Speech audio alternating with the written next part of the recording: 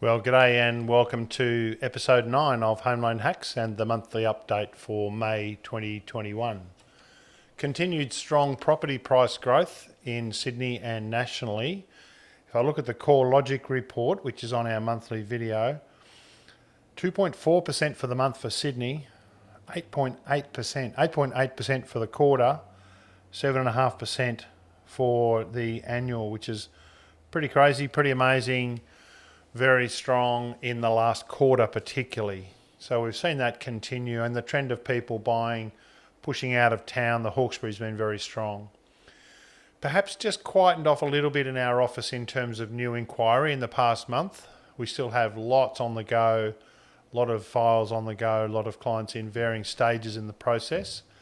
Just a little less push at the front, but certainly still very strong. First home buyers are leading the push. We're doing a high proportion of first home buyer loans and a high proportion of fixed rate loans. So something like 40% or more of our loans have a part or all fixed rate. The fixed rates are very low. The fixed rates are still around 2% for 2 and 3 year fixed and some 4 year fixed. There's been a trend of a lot of 4 year fixed. Perhaps half of the lenders have increased their 4 year fixed in the past few weeks. The Reserve Bank met and announced today no change to the cash rate, 0.1%, and that results in variable rates of between 2.5 and 2.8%, depending on the lender and the things you need. So that's about it for the monthly update. Lending is strong. Capacity for people to get loans is still very strong. Cash is king. Savings is king. So if you're in a saving mood, that's fantastic. Give us a call if you have a question or a scenario. We'd love to chat and let you know what's possible. This month we've got the special guest of Christian Malouf from Advantedge, which is a division of NAB. Very interesting to hear a bit more about white label lending and how strong that is in Australia and what it is. So check in for the full version to get that. But for the monthly, thanks so much, and let's hand across to Christian and Shane. Oh, thanks, Martin. And so we've got Christian Malouf here today with us. Thanks for coming along, Christian. My pleasure, Shane. Yeah, so first of all, I guess, tell us a little bit about your personal and professional background, where you're from and what do you enjoy doing, and a little bit about your work history, I suppose. Well, Shane, my family's from a little village in Lebanon called Zach. No, sorry, mate, we won't rewind that far. So for me, mate, I've been in the finance industry now, just going on about 13 years. I started my career working at a small lender that's now a large lender called Pepper Home Loans, and then went into Westpac retail for a period of time, and then found myself back at Pepper as a business development manager, which was my first role. Fully in third party, which was great. And then for the better part of the last 6 years, I've been at Advantedge, both as a BDM and then into the mortgage manager space, and then back into third party distribution through broker, and now managing the New South Wales and Queensland team. So it's been quite a journey, mate, over that 13 years. I've got to keep this to 2 minutes, I believe, so we'll leave it there. But that's been my journey thus far. Yeah, great. And so Advantedge, can you tell us a little bit about Advantedge? Who is it, and what does Advantedge do?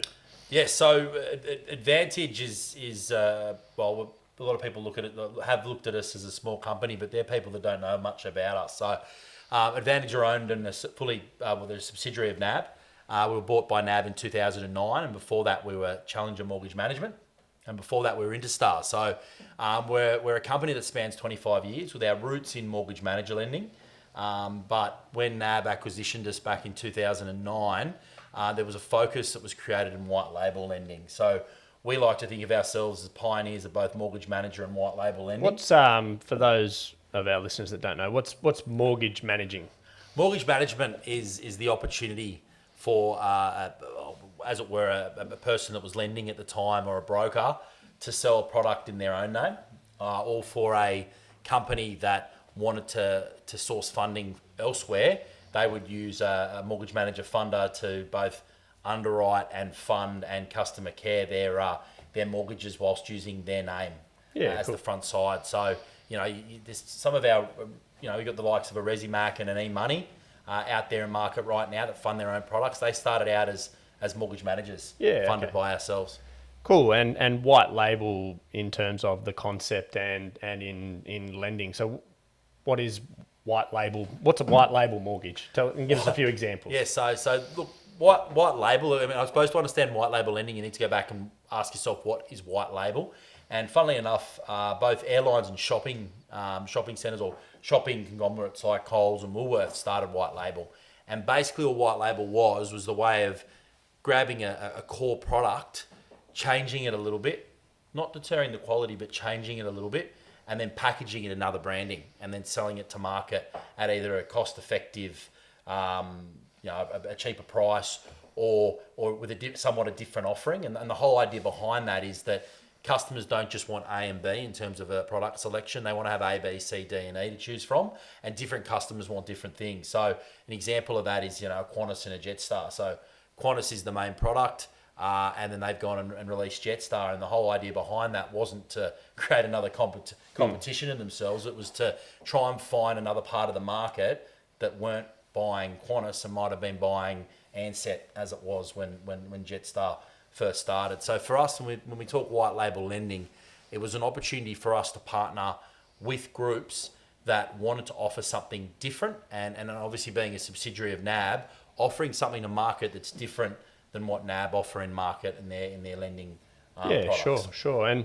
And give us some examples. So I know we've had in the past Loan Market Go, which has now been rebranded as Go Edge. Yep. What are some other examples that people may have heard of? Yep. Or so we've got products funded through, we fund through pretty much 80-90% of the broker market now. So products like, you've got the Connective Essentials, you've got the AFG Edge product, you've got Plan Lend, Choice Lend, Fast Lend, all products that brokers will know about. Customers, some might know about it, maybe others not so much. And one of the powerful parts of white label is that it gives the broker an opportunity to sell something independent to just the established brands out there. So customer goes into a broker's offices and the broker's offering them something exclusive that they can offer that not everybody can offer. So, they are unique names and branding to these products, but they're through all of the main aggregator groups. So pretty much, I think it's 89% of the broker market we reach at Advantedge through our funded products. Yeah, cool. And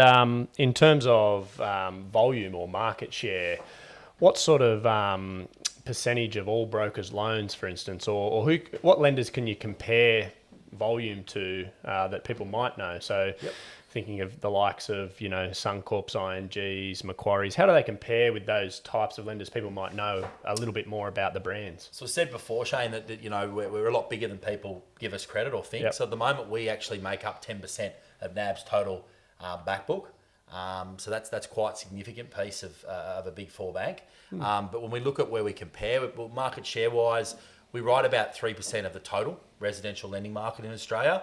And when you look at brokers' side of that, it's about just under 6%, which is pretty significant, bearing in mind that broker writes 60% of every mortgage written in Australia. So, 3% of the total market, 6%, just under 6% of a total broking market, which is good. Where that puts us in terms of where we are comparably, we probably, if you include St George and Bank West inside of the Big Four, which, let's be honest, they are owned by Big Four banks, we'd be in the top 10 lenders in terms of both backbook size and market share in Australia. Yeah. So we're definitely on our own quite big. When you mould us into NAB, we're the third biggest lender in Australia. So we're pretty proud of that. Yeah, cool. And how do clients benefit from taking out a white label product? I think the main benefit for a client is it just gives them choice. And when I look at our products and what we offer, we don't offer all the bells and whistles. And I keep going back and thinking about the barefoot investor. What would the barefoot investor recommend? Well, they'd recommend taking all the bells and whistles out and minimising the cost. Funnily enough, you bring breakfast. Not paying for things you don't need. Spot on. So some people might want all those bells and whistles, but it's for the client who maybe doesn't want all that, just wants a simple loan and doesn't want to pay for all the rest. Spot on, Shane. Yeah. But you probably tell me better than I could tell you how many clients walk in and actually say they just want a simple product with no bells and whistles at a low cost. Probably not many. I would say quite a few come in and say, I want the offset account that my sister has or my brother has, 'cause that sounds pretty cool, and I'm interested in a cashback, or I'm interested in this or that. Well, I think you'd be surprised. I think a lot of people are very conscious of the overall cost of a loan. So yeah, I think more so than you think. Yeah. Oh, great. Yeah. Great. Well, What is it? 6% of the broking market sort of are finding that's what clients want. So it's not uncommon. no, it isn't. I think for me as well, though, it's that's the proposition in broker as well, is that the broker can educate a customer on what is actually out there. I think the 40% of the market that isn't using a broker is missing out, and we're one of those things that they'd be missing out on. And I think for me, most products that we sell through brokers aren't sold unless a broker actually brings them up to a customer, because they're not brands that customers generally know about unless they've used that product before, or they have a friend that's recommended it, which occasionally they do. But most of the time I'd say that where the benefit is for them in having that extra product option is that the broker will explain it to them and discuss with them how much money they can save in being in a product that's a low cost model, one fee in, one fee out, and none of those sort of paying for things that they're not using. Yeah, so to speak. but it is interesting in that we've sort of talked about it being a simple product. However, one of the things we love about Advantedge is, for instance, the technology side of things. So the application to settlement process being, and we've done a couple where it's been totally digital. Application, mortgage documents, settlement, everything. Even this, we've done a couple where the contract of sales been digital. So there's sort of Advantedge are right at the front of lending in terms of digitisation, I suppose. And is that something that has been conscious thing of Advantedge, or what's led to you being sort of proactive in that space? Well, I think two of the things that we really wanted to focus on, in particular, just before COVID hit, fortuitously for us, was being fast and being simple. And if you think about fast and simple, generally speaking, technology or good technology goes in tandem with that. All banks are fast at the moment, aren't they? Oh, some are, some aren't. But look, one of the things for us was, how do you minimise the delay that you get in physically signing things? How do you quicken things up? How do you utilise the technology that we have available today to actually give a better customer experience? And so one of the things we really have prioritised in our business is trying to get that digital end-to-end out to market. And fortuitously for us, COVID hit in March, which wasn't great for anybody, but it gave us the opportunity with digital ID, digital document signing capability, to basically offer a customer and a broker flawless service, even without them physically needing to catch up, or without them physically needing to touch anything or sign anything, which was really, really great through COVID. Yeah. And we sort of touched on it. Not every bank is rocket speed at the moment, but in terms of that's more related often to assessment times. And that relates directly back to the client experience. If we're putting in an application and it's taking 4 weeks to get a decision, that's not enjoyable for anyone. What sort of things is Advantedge doing what are your current sort of turnaround times for applications, and what has Advantedge done in the past or is doing to keep that service good for brokers and leading on to customers? Look, I think to understand the reason why that these things have been delayed recently, we've really got to look at what's happened in the industry, and I won't go deep into that, but ultimately a lot of our competitors have processing centres outside of Australia. So when you've got your processing centres and your ops centres outside of Australia, you're very heavily reliant on other regions, and other regions haven't dealt so well with COVID. Where are all the processing centres? So we're all based in Melbourne. So we took a defining action that we wanted to be domestically based. Now that comes with extra cost. There's no secrets there, but a lot of the time when you pay more for something, you get better quality at times. Well, not always, but at times you do. And so for us, more control there as well, which was important. So look, for us, we're sitting at a 5-day SLA. That's not where we've been traditionally. So traditionally we've been at 2 days. But then the second element that I didn't bring up before was the volume. So the industry has literally exploded. And no doubt you've spoken about this with Martin in the past, Shane. But for us, the industry, I mean, we're writing volumes in system that we haven't seen since, just outside of the GFC. Things are absolutely going gangbusters. Is that sort of heavily purchases or refinances, or is the increase both? But when you look at systems is growing, and what systems is total, if you've got every mortgage in Australia and you put it together, that's a book. That's called a systems book. And we're seeing that book grow. So it's not just refinances. It is new purchases. There's new developments. The population in Australia is growing. That has slowed somewhat because of COVID, but there is still more demand than supply. And whenever you have that in a market, things do go a bit crazy, both in how, and then you've also got the really low interest rate environment that we're in as well. So it's just been a bit of a recipe for things just to go absolutely gangbusters. And that's really affected a lot of lenders at times where their operational centres that they rely on to get through that flow are overseas. So for us, we haven't had that difficulty, which has been fantastic. But also the digital part, make things quicker, things get back quicker, there's less errors, there's less problems, and therefore we can get through things really quickly. The other thing that I want to call out is that we've been really working hard on our minimum standards checklists. So we give a minimum standards checklist, like most lenders, to brokers, asking for those things up front. And if we get them up front, we can generally get through the approval process a lot quicker. Yeah, but brokers never make mistakes, do they? Oh, mate, look, 50% of our applications about 2 months ago were coming in with everything we needed and 50 weren't. Yeah. So, and that's somewhat based on the idea of getting the deal in, and that keeps a customer happy because they know the deal's in and there'll be progress. Yep. But unfortunately, that doesn't always eventuate, especially when we don't have what we need to make decisions. So, but we've seen massive improvement in that area. So we're sitting and probably about 80% now. With the comprehensive credit reporting, obviously Martin and I chatted about it in a previous episode, but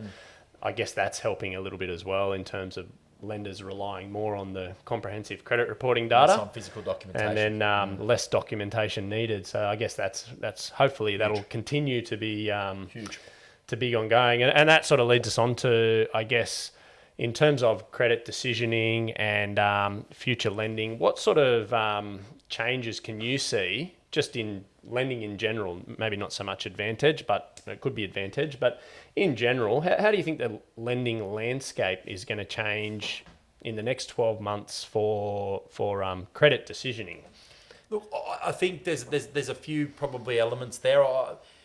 What I do worry about is what our regulators will come up with in terms of criteria. We've got to remember the market is really booming along, and sometimes the market booming along too quickly can have dire effects. So I'm not saying that's going to happen, but I'm interested to see what our regulators come back in terms of guidance around responsible lending, around some limitations that they might give us around what we can and can't lend on, DTI restrictions potentially. So for us, the serviceability piece will be interesting as to what happens. Things have lessened up a little bit. We've become a little bit easier. And when you become a little bit easier, lending does surge. So they're things that we need to probably keep our eye on. But for me, in terms of tech over the next 12 months, I think comprehensive credit reporting continues to play a huge role as banks build out the right infrastructure to be able to utilise that and share that information with one another. It'll mean less information required front end from customer. I think there's things like potentially building portals into the ATO, so we don't need income documentation into the future. We can actually get that just via having a customer's tax file number. All of those things will be possible moving forward into the next sort of 12, 24, 48 months. So that's exciting. Just touching on that one, the ATO stuff, like logging in now for a client to get an up-to-date, like year-to-date figure. You can see that sort of evolving further, and that's going to be interesting. And I guess one-touch payroll and all that sort of stuff. It's all getting there. It'll be interesting to see what it will be very interesting. What does happen? I think for us, it's the more informed we are and the easier we can access information digitally, the quicker we can make a decision. So for us, that's always been the biggest sort of, I suppose, bottleneck in the process is that collection of documentation, which hasn't always been easy. And people are busy, right? You guys know that. They're busy, they're working their 9 to 5, and they want the process to be easy. So I think we went through a period where it became actually harder. But we're now working through technology. Over the hill a little bit, maybe. Spot on. I think, technology will get better, and we will make things easier. And with things being easier, they get faster. Cool. One of the things that we've seen in the last few months is a lot of lenders pulling out of fully assessed pre-approvals. Do Advantedge do fully assessed pre-approvals, and how do you see the future with that? Look, I think what we've probably seen over the last few years is a lot of lenders move to a preference of a decision engine. And that hasn't come just because they've decided they wanted to go that way. That's come from guidance. If you're an ADI, you have to have a decision engine. It ensures consistency in both. As in a credit score, a credit scoring system, and a system that actually makes a decision. Yeah. And basically so for those who are interested out there, how a credit scoring system works is it basically allocates an amount of points to each sort of customer type, or if it's male versus female potentially, time in role, married versus single, all a bunch of I'm searching for how long you've lived in the same address. Spot on. So all characteristics, that's the word I was looking for. It basically scores them, and it scores them based on what we see in terms of our book that goes bad, and certain characteristics in customers that default on mortgages. What we see there will depend on how we score in a credit scoring system. And basically it tallies up all the scores from those characteristics at the end of the application review, and it gives them a score. And we basically have a line in the sand as to whether the score either sits above or below. If it's below, unfortunately we can't help that customer. If it's above, we can. So that's basically what scoring does. It doesn't look for mitigants. It doesn't look for excuses or reasons why. It basically just scores based on characteristics. A misconception, I guess, out there is that that they go to a client might go to their broker and say, "Here's my credit score at 750." Well, that's sort of specific to a credit report, which plays its part. Plays its part in the scoring, but it isn't solely the thing. And look, what we've probably had troubles with, truth be known, since we really went down that path, is in the old days we could get on the phone to a broker or a customer and explain what part of the application we were uncomfortable with, and what part we could potentially remedy to help. Now it becomes harder. It's just you. Well, it becomes harder to pinpoint, right? Yeah. So it is more difficult. But we found the benefits to outweigh the negatives in the fact that we were basically sitting at about a 10% declinal average at Advantedge. We've now brought that down to 7 with the tool. So we're actually declining less, interestingly enough. And I think for us as well, what it shows our regulators, is it shows consistency in decision making, and it's not an assessor sort of looking at something going, do I like it? Do I feel comfortable? Where's my gut at? It's actually, look, here's some scoring based on actual data that we have that tells us what type of customer is more likely not to be able to fund this mortgage well, and that might go into hardship. So some would argue that it's more responsible. Others hate it. Unfortunately, whether we having like said it or that, not, I mean, at the end of the day, as you say, you're approving more loans, so it's a good thing from and that it's faster perspective. too. I mean, bottom line is it goes through the engine. The engine kind of, for us, the engine doesn't make the decision. We're not at the point where it does. It gives us guidelines as to which way we should go, and so that's important. I'll answer your question though around, do we fully assess conditional approvals? The answer is yes, we do. Our decision engine, provided it doesn't decline first touch, will always refer. And just so that people know, 92% of files or 93% of files, it refers. It doesn't decline. So those files all go through to a manual assessor who will review the file and will make a credit decision. So they are fully reviewed. But there are other lenders that are going down the side of their decision tool being a little bit more comprehensive in what it does, and it actually either approving or declining. So we're sort of seeing, I guess, from what you're saying, as that process becomes more robust, we're seeing more reliance on it. 100%. And lenders willing to say, okay, well, we've looked at it thoroughly with all our computer modelling. We know everything that's been put into this system means that we're very confident that this should be pre-approved. Well, we give the tool feedback, right? So, with every decision it makes, we monitor the performance of the loans that it's approving, and we spit that data and the scoring into the characteristics, we amend them. So this tool is basically being educated every single day. And the idea behind it is it will reach a point where it will be making decisions based on what we're actually seeing in terms of our back book and the performance of our back book. And when you talk about just out of my own interest, the back book and its performance, are you looking for things like late payments? Are you looking for things like defaults? Are you looking for things like pauses? Asking for pauses. Or, look, I think what are the sort of performance indicators you're talking pauses about? Probably not as much. I mean, we obviously saw what happened with COVID and all the banks going out and offering pauses for customers, and they were pauses that wouldn't impact their credit history. Yep. That was a unique event, Yeah. but I can see that potentially being an option in future when you've got customers that are going through hard times, natural disasters, those sort of things. So no, it's more looking for a characteristic of customers that default, Yep. that go into hardship. Even worse, potentially going to either have to sell their property off or being taken back by an institution. So they're the things more that it will assess, and it'll go, well, what are the characteristics of that customer profile that are failing and failing often, and do we need to score those characteristics differently in our system? And they're the things that are constantly being reviewed. Yeah, cool. Yeah, would you be comfortable going to an auction? Let's say you went to lender A. Yep. You've received your automatic pre-approval, and you're heading off to an auction in 2 weeks' time. Yep. Are you comfortable going to an auction with an auto pre-approval? Oh, look, if I'm a customer and I don't know much about the lending industry and how it works, then no, because I don't know enough. I think in the position that I'm in, or if a well-educated customer from a broker, it would depend on a number of factors. So when we look at what can go wrong, generally speaking, a pre-approval will be subject to two things. It'll be subject to a COS, a contract of sale, and it'll be subject to evaluation on a property, right? So generally speaking, there's really only a couple of things that can stuff an application up if it's been pre-approved, and that is the property suitability, or the LVR that you're allowed to lend in that particular postcode. That's the first thing. And the second thing is the actual property suitability, whether the lender actually likes funding against that particular type of That would security. be for a fully assessed pre-approval. So everyone, the assessor's checked everything, happy with it, and you've just got those two items. But for an automatic pre-approval, Were you talking about maybe income being left out, for instance, or income not being fully verified? yeah, or the lender may not quite be comfortable with what the customer's declared for living expenses.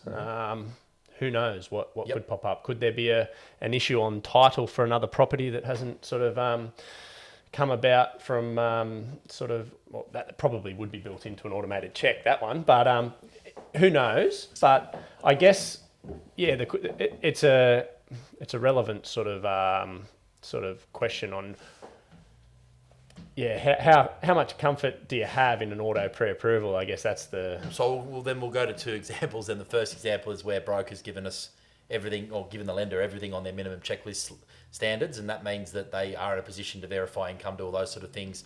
In that situation where it's just COS and VAL, I would say I'm probably 80% confident, provided we're in the right postcode and the broker checks that postcode and makes sure that whatever the customer's going for at auction or otherwise is suitable. So I'd probably be okay in that scenario, being a well-educated customer. In the other scenario where things have been left out and it's kind of just a pre-approval from a decision engine based on input and not verification of documentation going in, either verified through broker or lender, I wouldn't be comfortable. That's interesting. Yeah. In two options. Yeah, cool. All right, well, have you got any last sort of comments on Advantedge or white label or... I suppose what I'll cover is where we're going from here. So for us, you commented on the digital upfront process, which we're really proud of. So a customer can basically go from start to finish, signing their mortgage document, signing their loan offer, signing their application form, all virtually, just on the computer. Yep. They can be anywhere doing it. Obviously, you're probably likely to be in Australia at the moment, Yep. but in the future you might be overseas too, and you can do it overseas. Yep. So that's fantastic. I think where we need to move is the back end side as well. So digitising the back end, and that's what we will be doing. So cool. over the last 12 months, we've been running a project. We've implemented a digital variation process that's non-credit critical. And we are about to implement a digital variations process that is credit critical. So for us, it's actually matching the front end experience with the back end experience. That's our biggest challenge. Yeah, cool. So more money, more investment, more time needs to go back end. Cool. Oh, well, thanks so much for coming in. And No problem. yeah, good to have you. Thanks, Shane. Thanks for having me. Cheers, No mate. worries. Well, thanks again, Christian. That was great. So in episode 9, we've just had Christian Malouf from Advantedge. That was cool. The topic of the month today, Shane, we're going to have a little chat about how we help a client identify a lender.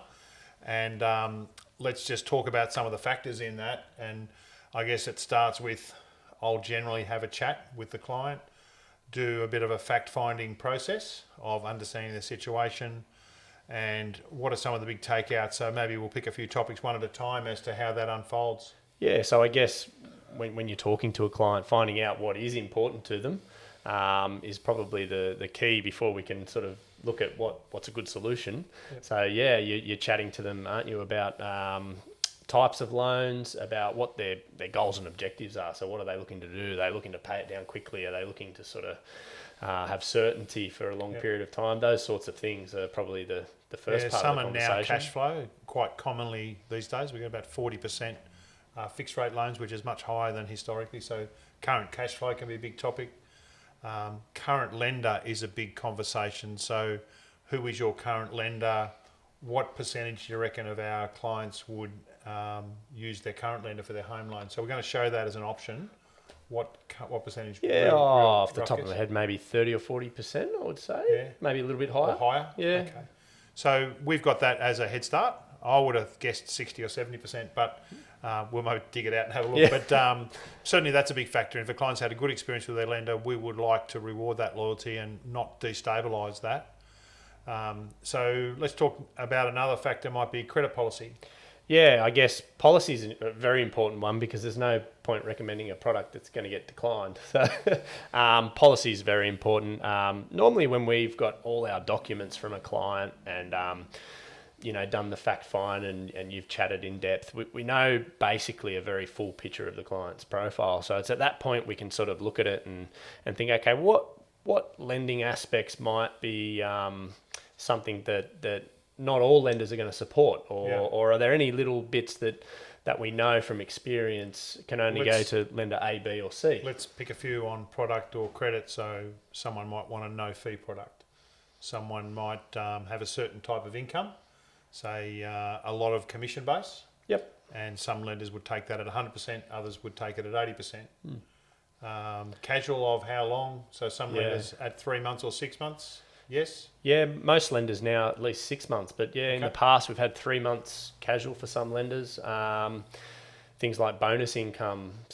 Most lenders will want 2 years history. There is one lender that takes the most recent year's bonus income. So if how much they're looking to borrow is an important factor, then that comes into it as well. Yeah, those sorts of things. So the calculators might vary by 10%, as much as that? Yeah, or more, just depending on if you've got a big bonus and it's accepted at one bank but not at all at another, or if you've got 9 months casual and you need 12 months, well, all that income goes out the door if it's not accepted. So, or one we've been working on where a client has a current loan and is now buying an investment property. Yep. And the lending capacity of lenders for that new loan, that investment property loan, would vary enormously. Varies a lot because the lenders will